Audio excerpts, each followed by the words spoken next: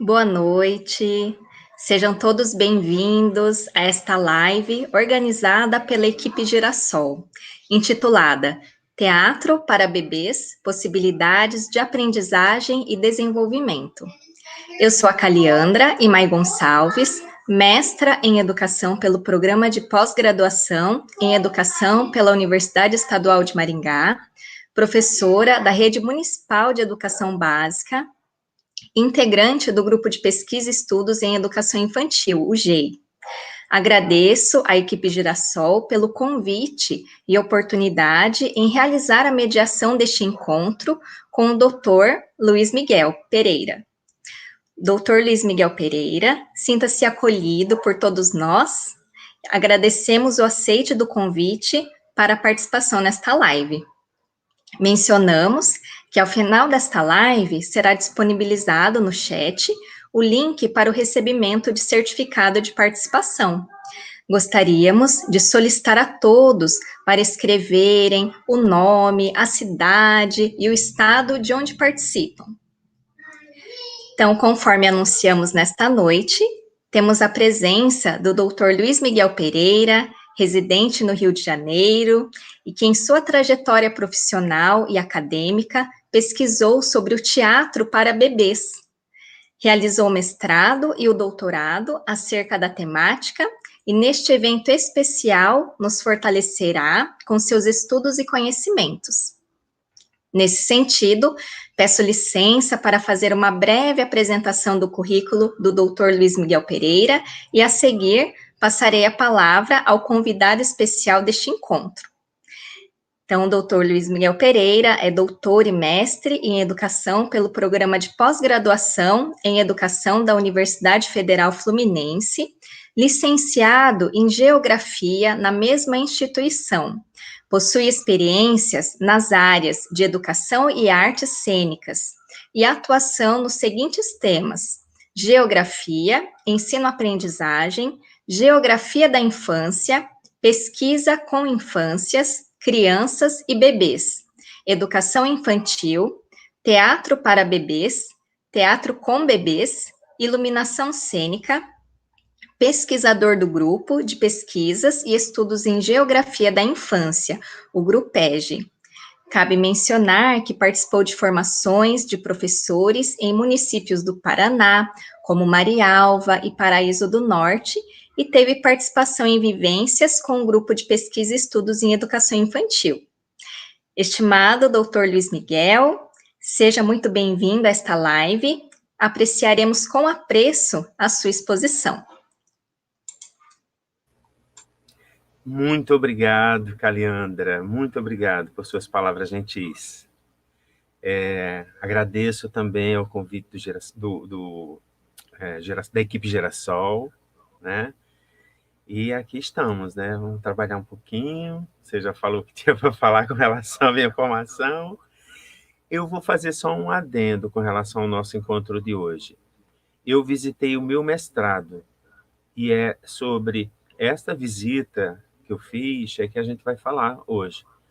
Como o nosso tema é teatro para bebês, eu aproveitei para revisitar e achei muito legal esse retorno ao meu mestrado e que, num momento tão difícil que nós estamos passando, a gente falar de bebês, de arte com bebês e teatro para bebês, talvez revigore um pouco a gente, né, nesses dias difíceis que estamos passando. Nós, toda a humanidade. Não é isso? Então, gostaria de agradecer a presença de todos e também a minha querida amiga professora Marta Chaves, que também fez a ponte para estar aqui nesse momento. Minha queridíssima, amada professora. Eu gostaria de começar, eu vou dividir com vocês eu tenho mania de professor, né? Então eu gostaria de dividir com vocês um PowerPoint que eu fiz, até para dar uma cola para mim também, né? Que tem isso. Como a Caliandra falou, no doutorado, eu estou estudando teatro com bebês, né? Então, só para ficar claro esse recorte, nós vamos falar de teatro para bebês, ok? Então, vamos lá. Ensaiei direitinho, vamos ver se vai dar certo agora.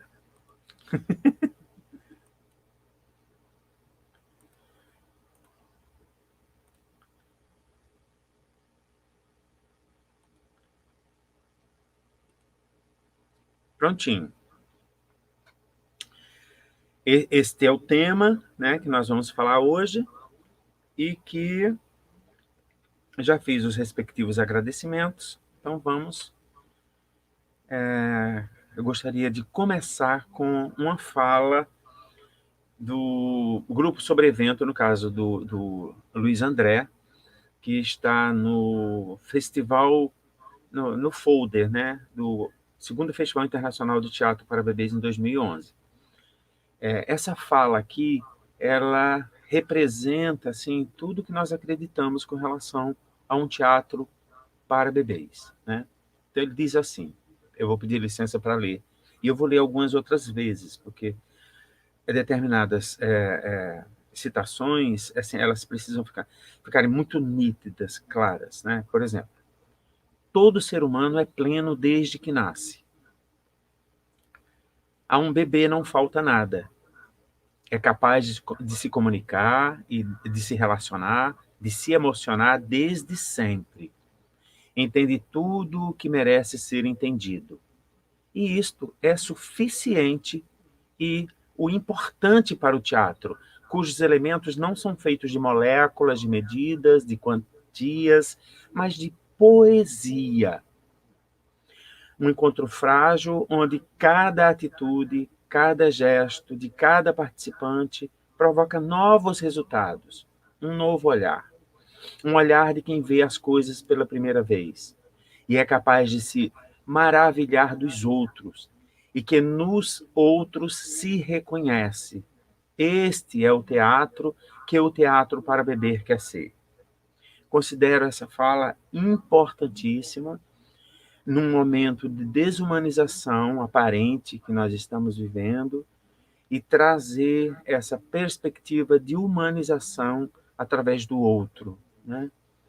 E essa humanização, no caso dos bebês, é fecundo que entendamos que nós nos humanizamos através do outro. E o teatro para bebês, ele deseja isso. No o campo de estudos de bebês, tem não está ainda assim fechado, né? Existem muitos pesquisadores acadêmicos fazendo suas pesquisas sobre bebês. E, dentre eles, tem várias por exemplo, o pessoal da filosofia, o pessoal da geografia, da psicologia, da medicina, da história, da antropologia.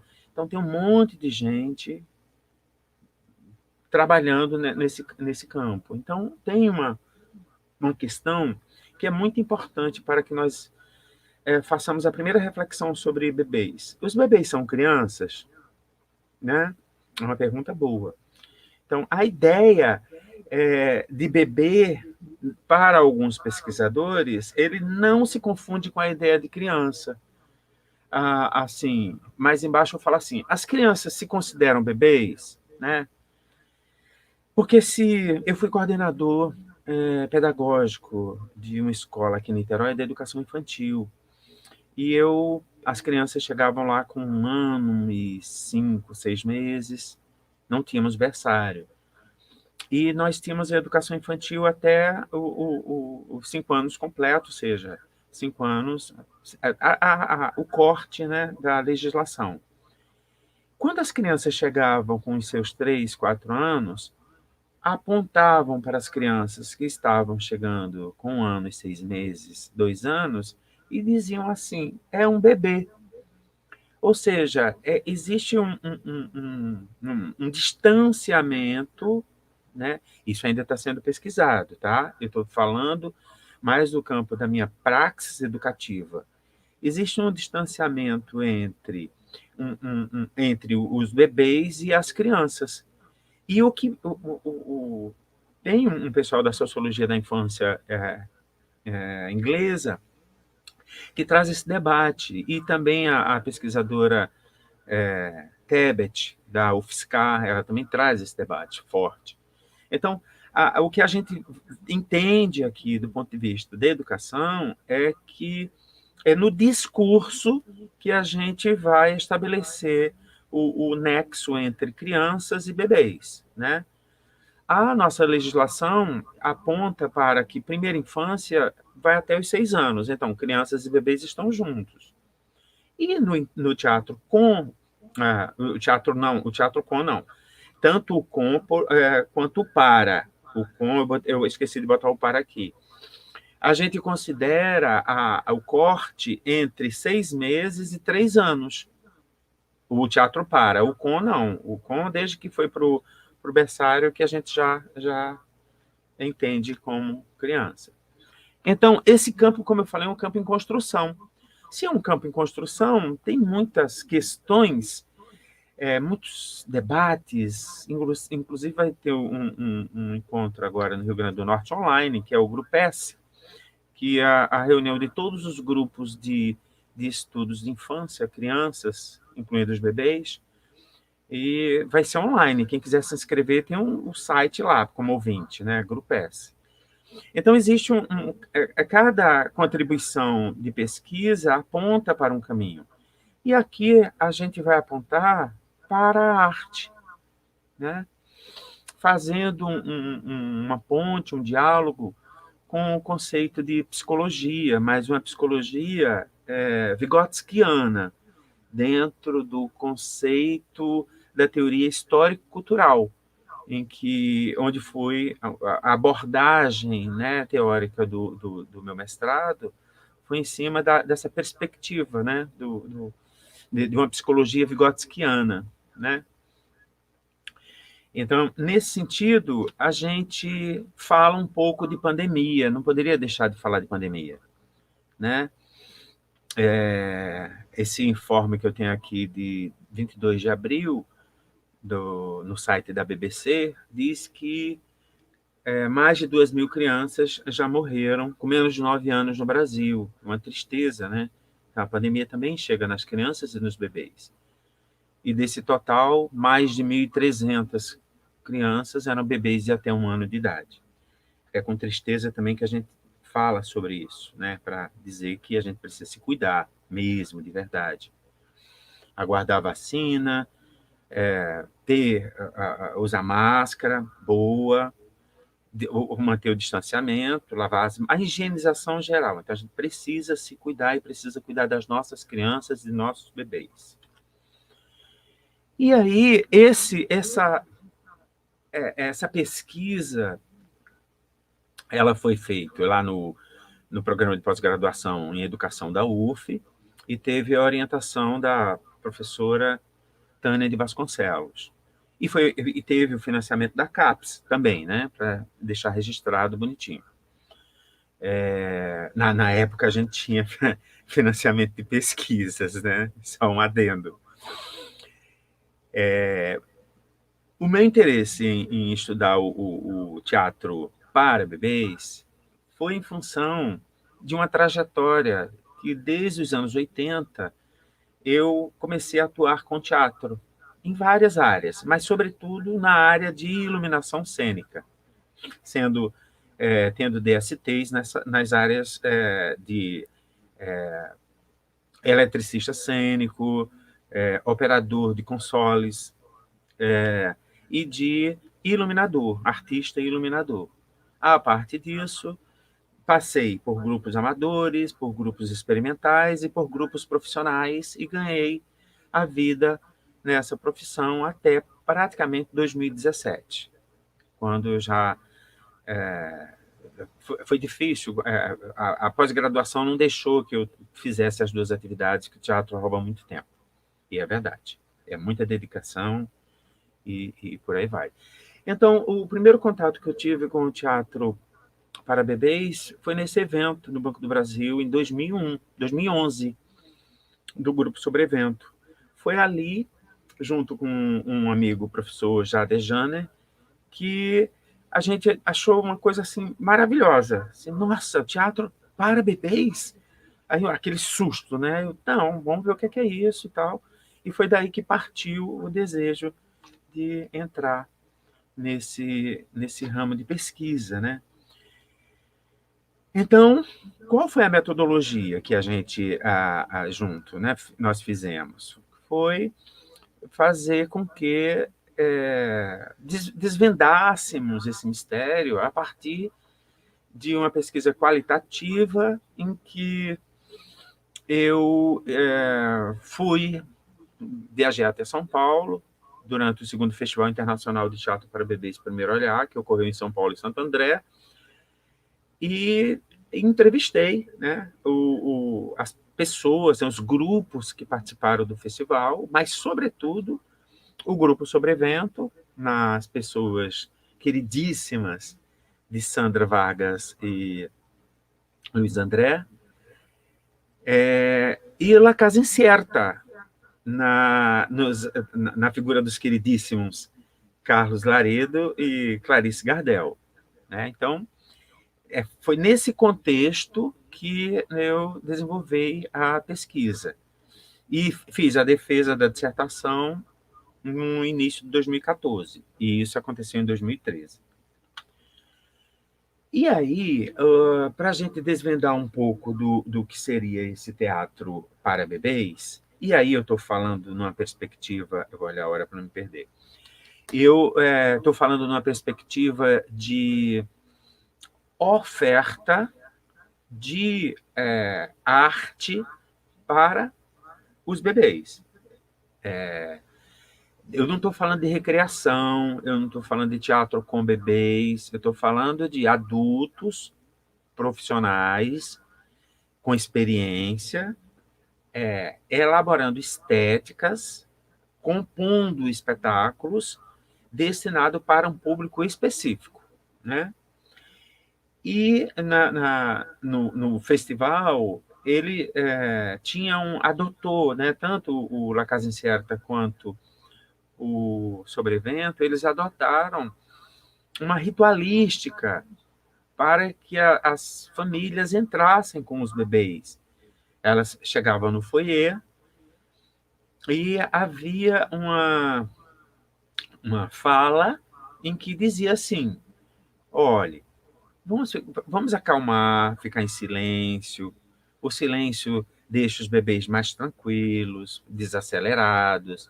Isso é uma oportunidade de reunir socialmente os bebês, né? Acreditamos, e isso foi uma das coisas que eu mais ouvi que me tocou. Acreditamos nessa capacidade poética dos bebês, né? Então, portanto, não direcione quando você estiver com os bebês assistindo a peça, não diga, olha lá, não, deixe que o bebê se interesse por aquilo que ele desejar se interessar, absolutamente. Não se preocupe com isso. E também, no caso, essa peça que eu especificamente essa peça, foi no palco. Então, daqui a pouco eu vou mostrar um slide que tem as cadeirinhas, né, feita de acolchoada, bonitinha, no chão para os bebês, e dizendo que os bebês sentam na frente, no colo, os maiorzinhos atrás, e assim sucessivamente. Então, aqui está, por exemplo, aqui é do Espaço Sobrevento, lá em São Paulo. Aqui é o cenário da peça A Bailarina. Então, esses Us são para os bebês ficarem ali confortavelmente e os pais atrás. E ali ocorre a peça, os bancos menores, os mais altos, né, a técnica lá no fundo.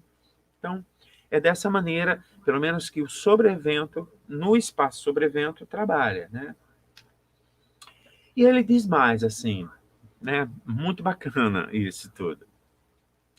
Que vamos deixar para tirar fotos no final. No final, as crianças podem ir para o palco, conversar com um elenco, segurar, né, os artefatos que fazem parte da, da peça, né? Não entrar com comida, né? Se o bebê chorar, não tem problema. Saia com o bebê, vai até o foyer. Lá a gente tem um fraldário, tem banheiros adaptados para as crianças maiorzinhas, né? E ainda lá no foyer tem uma brinquedoteca para antes das crianças e as famílias entrarem, ficarem brincando, ficarem na brinquedoteca, fazendo o que desejarem. Os bebês adoram. E aí voltar. Se o bebê chorar, não tem problema, sai. Se o bebê entrar no palco, sai. Tira ele do palco, não tem problema, não tem problema. Os espetáculos geralmente duram entre 30 e 45 minutos, uns menos, mas é importante que os bebês fiquem acomodados, confortáveis e que as crianças absolutamente à vontade. Chorou, assim, se aborreceu, sai, tem alguém que encaminha para ir para o foyer. Não chorou, fica até o final tranquilamente, né? Isso foram notas de campo da pesquisa. Aqui eu trouxe uma foto da bailarina, né, da Sônia Vargas, do Grupo Sobrevento, naquele cenário que eu mostrei anteriormente. E aí isso foi uma fala do Luiz André, que é muito interessante quando ele diz assim: o bebê tem um lugar na sociedade. Nós já pensamos sobre isso? Assim, isso é uma provocação, né? Para quando a gente pensar bebê, além do pediatra, né? Qual outro lugar que o bebê tem na sociedade? Esse é um debate muito legal que foi realizado nesse período e tanto La Casa Incerta quanto o Sobrevento vem alargando esse debate até hoje, né? Que acho que em abril teve 2 espetáculos no Festival de Teatro para Bebês em Brasília, e esse debate continua, uma constante, está vivo, exatamente. Então, é essa dimensão de consciência que a gente precisa começar a fazer as reflexões sobre os lugares que o bebê tem na sociedade. E a gente defende que é o lugar estético, que é um lugar vinculado à arte, que é com o teatro, mesmo sabendo que o teatro para bebês é uma dimensão sensorial, não é uma dimensão como o teatro com bebês, que é uma outra live que eu posso fazer com vocês. O teatro para bebês se vincula exatamente ao bebê ser espectador, né? É nesse contexto, né? E aí encontrei estes resultados. Aqui o meu telefone falando. E aí o Luiz André diz o seguinte: o teatro pode ser o que quiser, né? O teatro já foi muita coisa, é festa, religião. O teatro, a dimensão do teatro para os bebês elas estão muito alargadas, depende da possibilidade estética, da criação do grupo, da direção, dos integrantes, para que a gente possa realizar essa relação, né, entre o espectador, no caso, as crianças, os bebês, e o elenco, os atores, as atrizes, né? E aí a ideia do bebê é que ele quebra essa regra de um teatro clássico, elisabetano, ou italiano, ou de arena, com todos os aparatos.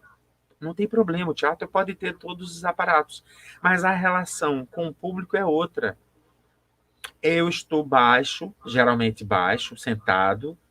Quando eu levanto, eu passo pouco tempo em pé, mas geralmente na altura dos bebês.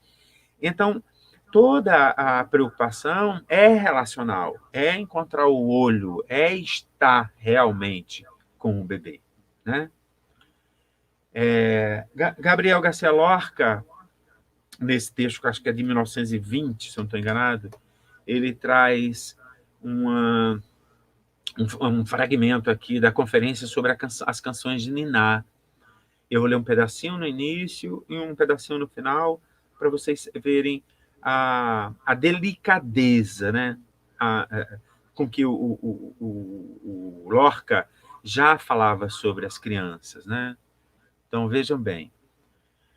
Nesse tipo de canção, a criança reconhece o personagem e, segundo sua experiência visual, que sempre é mais do que supomos, perfila sua figura. Está obrigado a ser um espectador e um criador ao mesmo tempo. E que criador maravilhoso. Aí eu vou pular aqui para o final. Muito longe de nós, a criança possui íntegra a fé criadora e não tem ainda a semente da razão destruidora. É aprendiz. E, portanto, sábia, compreende melhor do que nós a chave, o inefável da substância poética. Essa citação do Lorca poderia estar assim nas paredes dos berçários do Brasil, porque é essa dimensão relacional, é um entendimento que o bebê é mais do que choro, xixi e cocô, né? Então, tem uma outra relação em que, embora saibamos da relação do cuidar, mas precisamos saber mais que cuidar. Precisamos olhar para a poética do humano, né? E essa relação de humanização. Então, o Lorca foi muito, muito legal. Na pesquisa, nós também encontramos com algumas atrizes, alguns diretores, a ideia de um teatro através dos bebês, um teatro desde os bebês, ou um teatro para bebês, ou um teatro para a primeira infância. Só que a primeira infância, ela, segundo a legislação, ela vai até 6 anos. Então, volta àquela discussão anterior que nós estávamos comentando aqui. Então, por isso que eu falei que os pesquisadores do La Casa, os artistas, né, pesquisadores do La Casa Incerta e do Grupo Sobrevento, trabalha com a ideia de até 3 anos. Né? Então, esse é o recorte. Um pequeno histórico sobre o teatro para bebês, que surge em meados dos anos 80 do século passado, evidentemente. As pesquisas que eu realizei apontam para esse nascimento na Itália, sobretudo com o grupo La Baracca Testoni Ragazzi, que no ano de 1985 foi fazer uma apresentação para crianças na creche, e foi ali que eles fizeram um projeto, né? A Manferrari e a Valéria Frabetti, e acabaram desenvolvendo um teatro para bebês, um teatro com bebês também.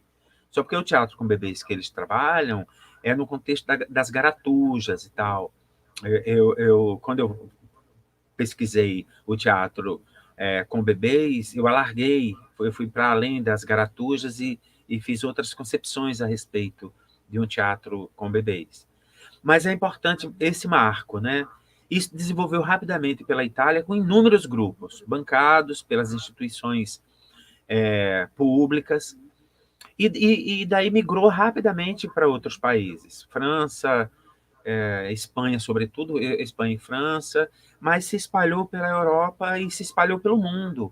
Hoje, são poucos lugares no mundo que você não fala em teatro para bebês. Né? Claro que nessa pandemia, isso deu uma parada geral, mas antes da pandemia, eu tenho uma relação completa quer dizer, completa não, vai se completando, porque eu tenho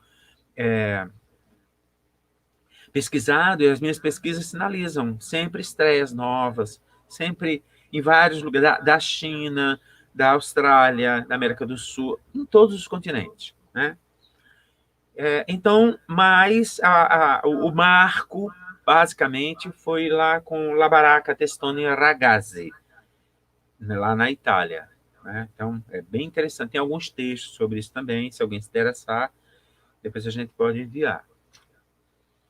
E aí, o grupo que nós assumimos para estudar foi o La Casa Incerta, um grupo que é hispano-brasileiro. Na verdade, eles estavam na Espanha nos anos 2000, quando aconteceu o interesse dele. Eles conheceram o teatro para bebês na França, espetáculos belíssimos. E foi por aí que a La Casa Incerta, a partir, isso é importante, do nascimento dos seus filhos, tanto La Casa Incerta quanto o Sobrevento, o nascimento dos filhos deu aquele empurrão para que eles se dedicassem para a, essa, essa dimensão, né, de um teatro voltado para os bebês, e que eles trabalham com isso até hoje. Né? E aí o Laredo diz uma coisa muito bacana aqui, né? A evocação do poético, do lírico, da expressão dramática, né? Da estética, memória, e tudo isso em forma de um ritual cênico. Então, olha a sensibilidade, a delicadeza a poética, a filosofia, né? E ele faz uma relação aqui direta sobre a dimensão contemporânea do teatro, que, né, desde os ditirambos há mais ou menos 2.500 anos que surge, e que os bebês estão chegando, né, numa perspectiva de também darem as suas contribuições, né, no contexto de se pensar esta ciência de tantos anos para os bebês também. Então, o teatro deixar de ser adulto, né? Nós temos o teatro infantil, foi um trabalho para chegar no teatro infantil. Inclusive, na minha dissertação, eu tenho um capítulo sobre o teatro infantil, que nasce profissionalmente no Brasil em 1948, ontem praticamente, né? E tem toda uma dimensão histórica do seu desenvolvimento aqui no Brasil. Mas isso é também uma outra live. Então, o Laredo ele carrega muito essa relação com o mito, né? Com os conceitos do teatro grego, né? Essas reflexões arquetípica, mitológica. Ele é muito forte isso no Laredo, eu gosto muito. E aqui está uma foto do Café Frágil, um espetáculo que estava naquele festival, né? A Clarice Gardel com uma criança aqui. O grupo Sobrevento, ele, assim como o La Casa Incerta, La Casa Incerta produz festivais de teatro para bebês em Brasília, mas nesta época eles fizeram juntos, um era curador do outro, enfim. Então, o Grupo Sobrevento puxou, né, alavancou a ideia de festival internacional de teatro para bebês, e aí o La Casa Incerta, a partir de um determinado ano, se mudou para Brasília e ficou por aqui, e ganhamos, né, a presença de Laredo e da Clarice conosco, presenças maravilhosas. Como falei para vocês, os bebês têm o estacionamento dos carrinhos, brinquedoteca, fraldários, banheiros, etc, etc. Então, que outro lugar a criança teria essa visão fora do pediatra? Isso foi bem que o Luiz André falou. Então, um teatro para bebês, assim, do ponto de vista de sua organização, pode ser entendido do ponto de vista academicamente falando, através do happening ou da performance art. Isso é uma possibilidade. Uma outra possibilidade que eu identifiquei na pesquisa foi um teatro com inspiração num teatro pós-dramático, né? Um teatro que foge um pouco do enquadramento daquilo que a gente entende por teatro, né? Inserindo dança, inserindo música, inserindo vídeo, inserindo interpretações mais contemporâneas, e, sobretudo, no teatro das formas animadas, que é o que a gente chama de teatro de bonecos, ou teatro de sombra, ou teatro de objetos, enfim, tem inúmeras formas de se fazer teatro dentro do teatro das formas animadas, né? E aí também qualquer outro modelo teórico que leve, está até escrito aqui embaixo, né? Que considere o bebê um ser humano com capacidade de se comunicar desde o nascimento e merece todo o respeito e que tem o direito à arte e à cultura.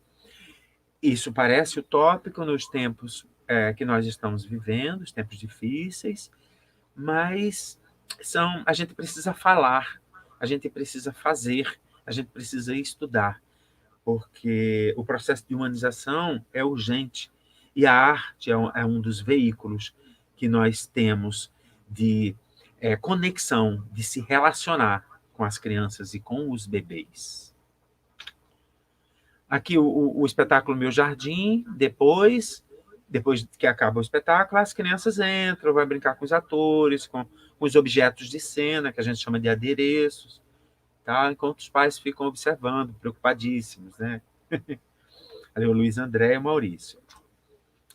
E aí eu selecionei uma entrevista para duas entrevistas, essa e outra, para perguntar para a mãe, né, o que ela achou, o que foi isso e tal. Ela falou, ele ficou ajustado, ele estava num momento agitado, acho que ele se relacionou com o público em si, com os bebês, foi o que chamou a atenção.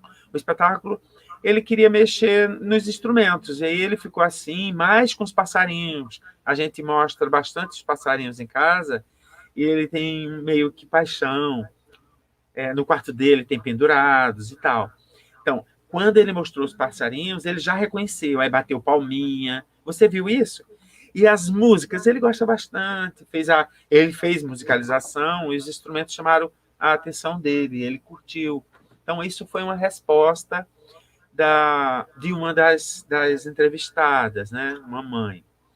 E aí eu pego a minha gatinha querendo descer aqui. Walter Benjamin traz uma frase que eu acho importante também a gente pensar sobre ela, né?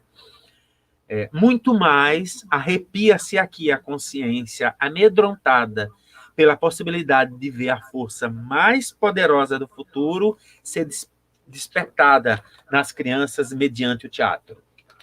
Vem, filha, isso. Passa na live. Pronto. Então, veja bem, essa frase do Walter Benjamin dá uma esperança crítica, dá uma vontade de trabalhar, de refletir, de pesquisar. É potente, né? É uma fala potente. Quanto ao recorte teórico, conforme eu falei, foi com base na constelação conceitual do Vygotsky, tendo por base a teoria histórico-cultural. Então, se nós estamos adotando a ideia da poética dos bebês, né, então a Revolução Russa de 17, no contexto de sua educação, o propósito era formar um novo homem enquanto humanidade, né, numa sociedade com educação pública gratuita para radicalizar o analfabetismo. Mas esse novo homem, um homem estético, um homem alfabetizado, um homem que tenha em si a dimensão da liberdade, né?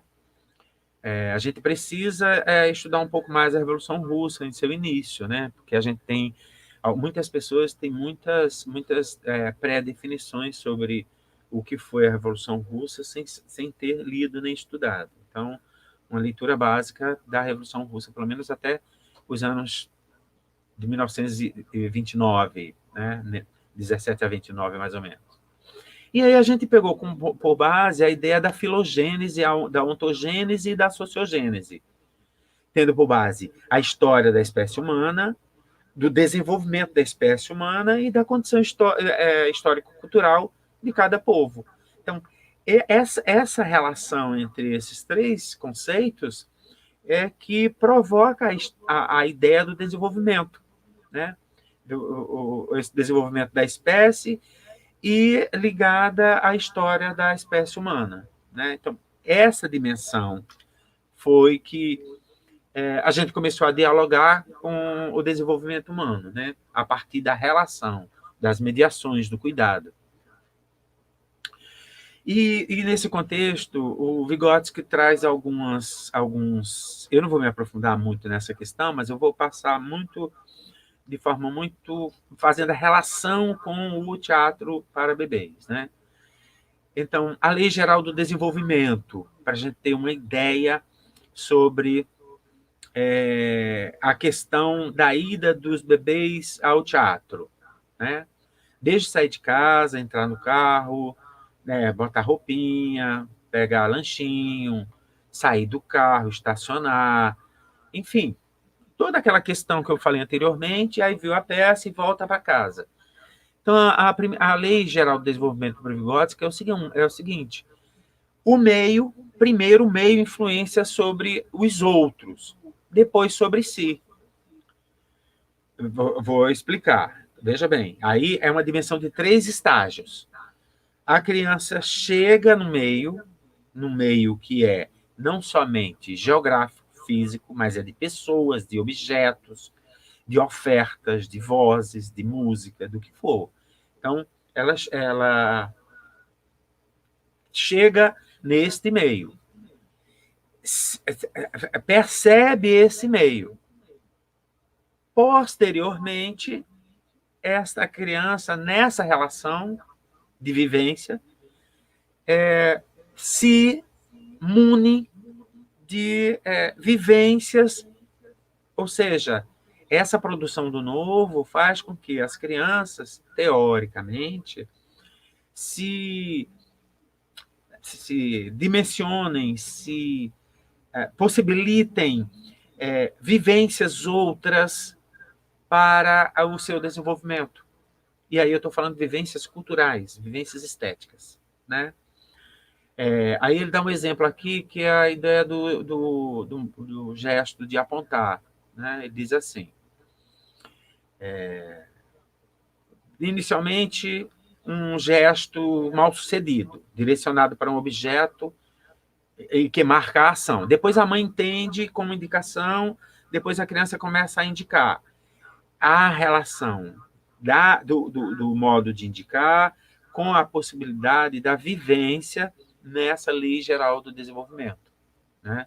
Então, essa vivência é a unidade, né, entre aquilo, o meio, que é o fruto da produção humana em qualquer aspecto, né, e aquilo que a gente oferta para as crianças, né?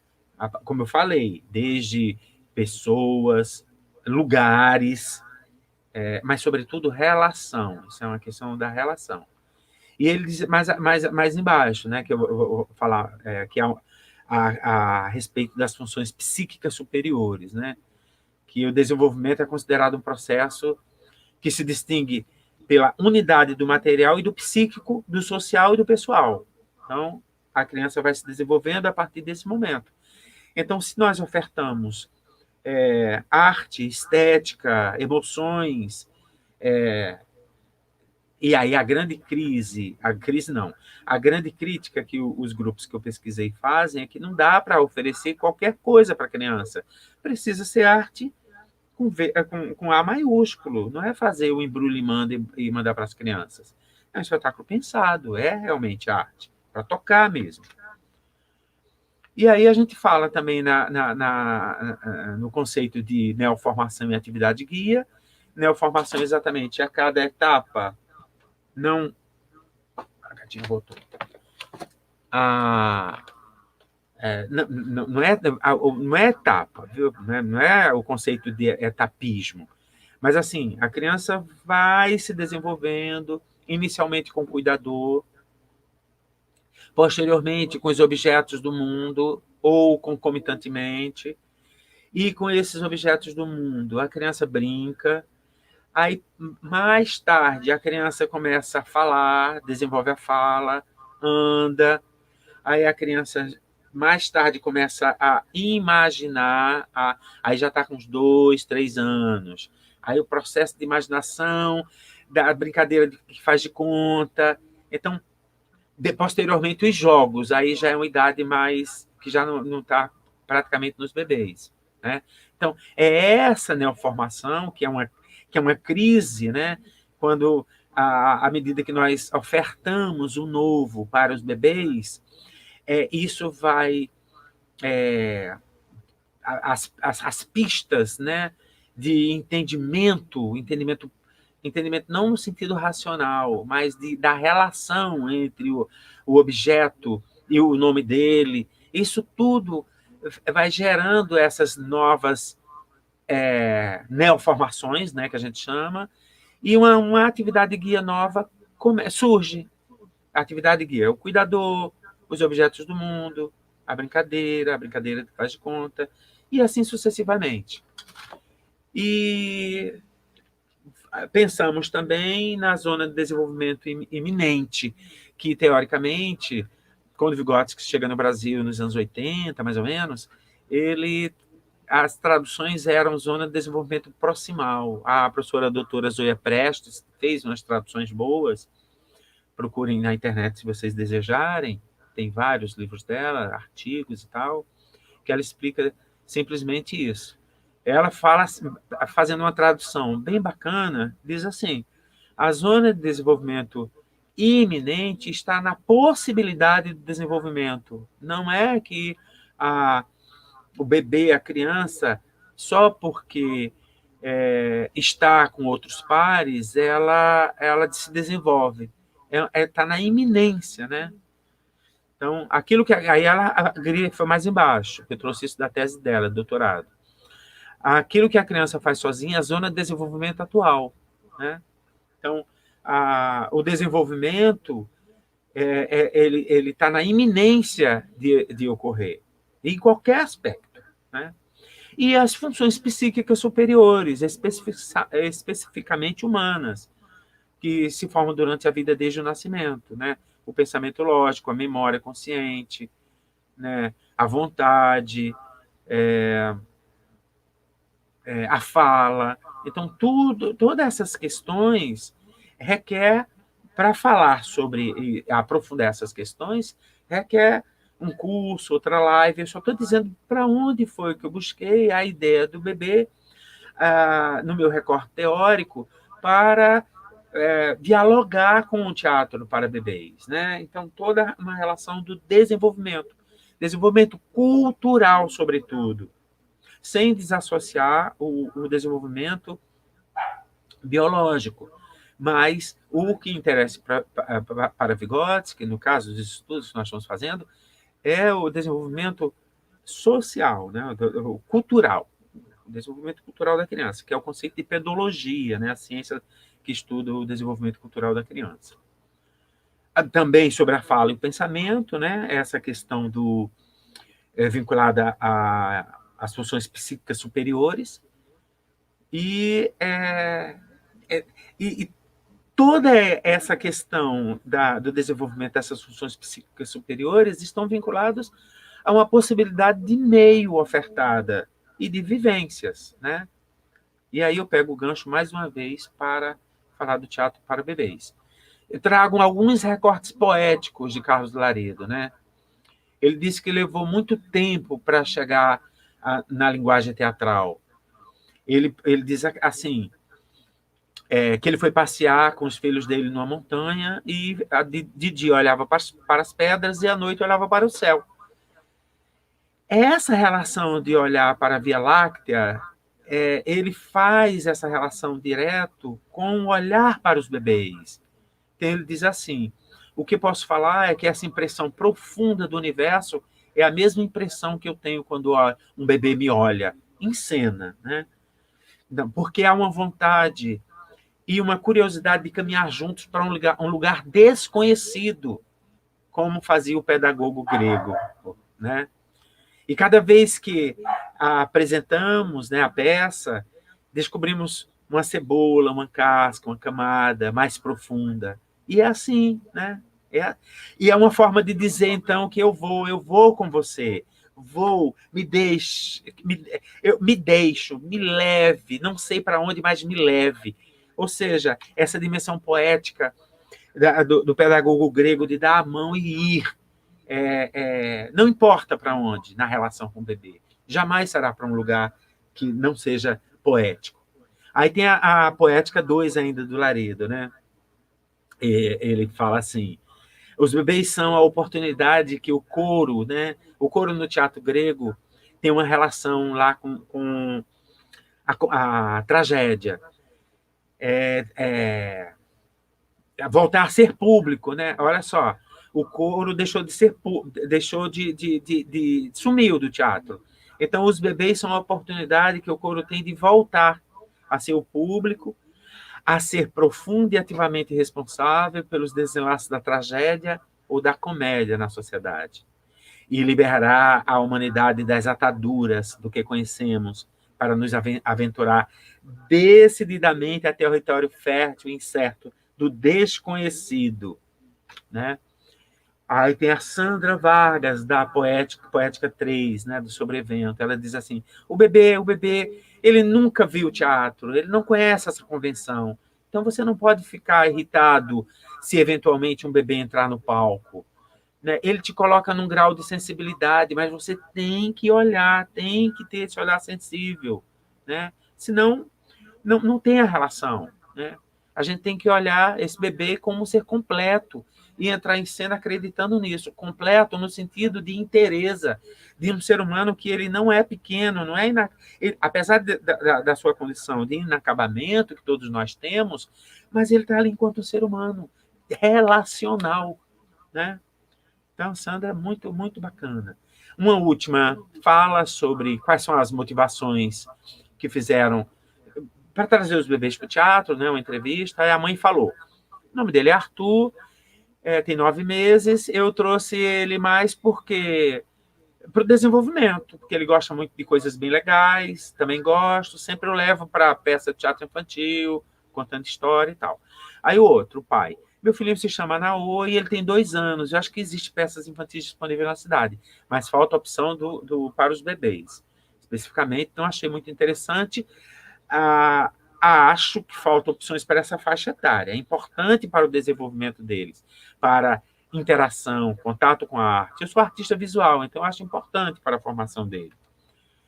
E aí, para concluir, eu concluo para sair do slide, eu trago Vygotsky, que diz: quanto mais a criança viu, ouviu e vivenciou, mais ela sabe e assimilou. Quanto maior a quantidade de elementos da realidade que ela dispõe em sua experiência, sendo as demais circunstâncias as mesmas, mais significativa e produtiva será a atividade da sua imaginação. E nós teríamos muito o que conversar sobre Vygotsky, mas não é o lugar aqui para a gente falar sobre isso, pelo menos por enquanto. Agora a gente vai falar de teatro para bebês, tá? Então, Caliandra, eu acho que mais ou menos eu consegui apresentar a pesquisa, né? Sim, uma pesquisa acadêmica, mas que revisitar essa pesquisa me deixou com muita alegria, sobretudo nessa contemporaneidade que estamos vivendo, tão doente. Sim, doutor Luiz Miguel, excelentes contribuições, reflexões para nós neste momento, como o senhor mencionou também, momento que precisamos de esperança e pensar nos bebês nos traz essa esperança. Gostaria, assim, de mencionar um comentário de uma participante, Tatiane Proença, que ela diz assim: o despertar da estética na educação infantil bem esclarecido pelo professor, no sentido de proporcionar a compreensão do mundo das artes, não só o belo pelo belo, mas a profundidade que a envolve. Se o senhor puder comentar algo. Claro que sim, Tatiane, ótima perspectiva. Eu costumo falar que o teatro para bebês é uma desculpa, é um pretexto para a gente falar de arte. Porque nós já temos a lei, né, de 2016 da obrigatoriedade do ensino da arte na educação básica, né? Teatro, música, dança e artes visuais. E eu acredito que o teatro é uma unidade com todas essas questões da arte. Quando eu faço um teatro, eu faço música também. Eu tenho música, em algum momento eu tenho música. Eu tenho artes visuais, eu tenho figurino, eu tenho cenário, eu tenho iluminação, né? Eu tenho dança, eu tenho corpo, né? As marcações de cena do corpo.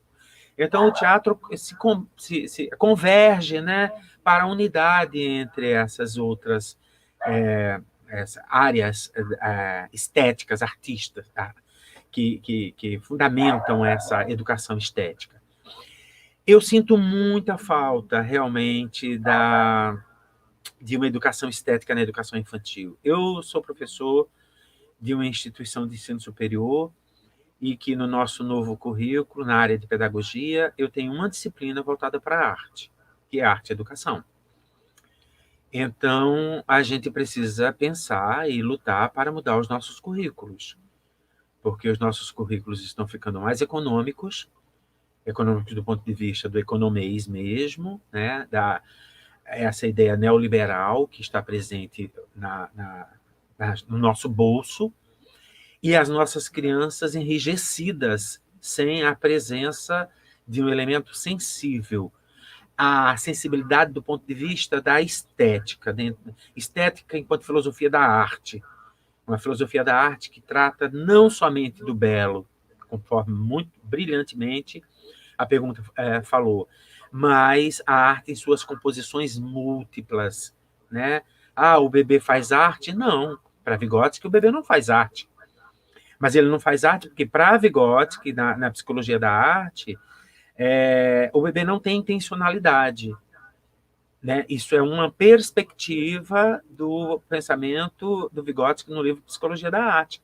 Eu já olho para o bebê numa outra perspectiva. Se eu vejo Pollock, por exemplo, quando ele suja uma tela gigantesca, pisa, derrama tinta para tudo quanto é lugar, e aquela nos anos 40, 50, e aí a arte contemporânea, né, arte moderna, contemporânea, ganha um outro brilho, uma outra perspectiva que é maravilhosa. Desde a arte moderna chegou para tomar conta. A gente precisa estudar arte moderna. Até para fazer música, para fazer teatro, dança, o que for. A arte moderna joga você para um futurismo, para um surrealismo, dadaísmo, cubismo, né? Tantos ismos, uma loucura. Então, você vai estudar cada elemento do campo das artes visuais, você diz, nossa, as crianças fazem isso, sem saber que fazem. Então, nós precisamos de sensibilidade, não somente de escuta sensível, mas de um olhar sensível, entendendo aquela dimensão da produção cultural da humanidade, para poder nos relacionar com as crianças e os bebês. Senão a gente não vai ter escuta, vai achar que é uma garatuja, e não é. É uma produção. Segundo a sociologia da infância, somos produtores de cultura, né? Embora a sociologia da infância trabalhe numa lógica mais estruturalista, mas tem o James, o Allison, que trabalha numa ótica mais pós-estruturalista, que a gente pode lidar com os bebês nesse contexto também.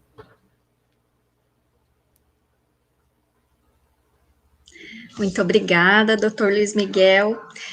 Nós temos participantes hoje de Maringá, Cascavel, Telêmaco Borba, de Três Rios, Paraíba do Sul, do Rio de Janeiro, Porto Velho de Rondônia, Goiânia, de Goiás, Mogi das Cruzes, Biritiba-Mirim, de São Paulo.